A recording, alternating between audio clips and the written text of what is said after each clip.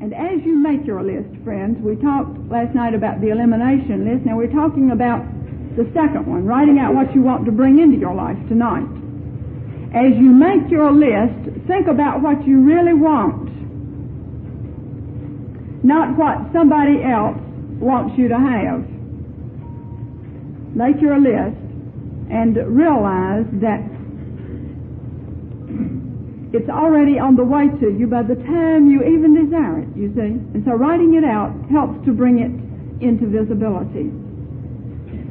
A businessman up in Illinois one time wrote me a long letter, and he said this business of writing a list of those things that you feel you need in your life works. I have done just that, and success became apparent almost instantly. Since then, everything I have had on my list has come to me. Some of the items were tremendous things, such as an early retirement so that I might become a public speaker. I am now a lecturer for business groups at $250 a lecture. I also listed an adequate income so that my life might continue normally as before retirement. Even such personal items that I wanted as an expensive travel trailer, a fine motion picture camera, and other such items have come to me. Now you may say, well, this all sounds rather simple and rather childish to me. And you may say, but why are these simple techniques necessary from a mental standpoint? Well, remember this, friends, that the mind of man must look outward as well as inward for balance. The mind is the blending area of one's thoughts and feelings, and you must balance the inner with the outer. That is why we are all here, you see, in a physical form, is to blend the inner and outer phases of our being.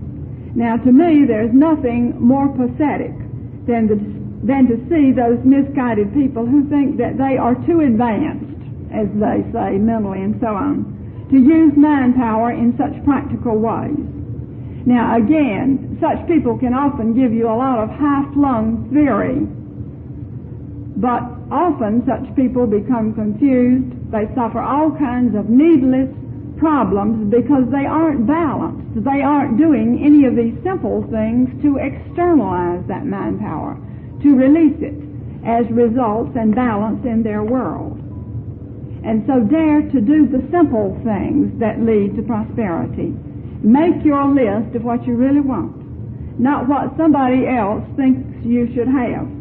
And as you make your list, dare to please only yourself. There is a mystic saying that I like to use and like to think about when I make my list. And the mystic saying is this: the highest is the nearest. The highest good is the nearest good. So do not compromise as you make your list. And don't list what somebody else around you thinks you can have or that you should settle for. But let this be a very private thing that you do. And then keep your list private, friends. Keep it a secret even. Because it is in this way that you express constructively rather than suppressing destructively your desires for greater good, which are from the universe. Now, the interesting thing about this list making is this: the very act of list making clears your mind and clears your life. It resolves things for you. For instance, recently I made a list of 3 things that I thought I wanted to experience in my life within a 6-month period. 6 months later, when I looked at my list, I was amazed how it had worked out. The first item on my list had come to pass.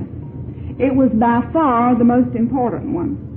The second item had not come to pass, and events indicated that the answer to that desire was no for the time being.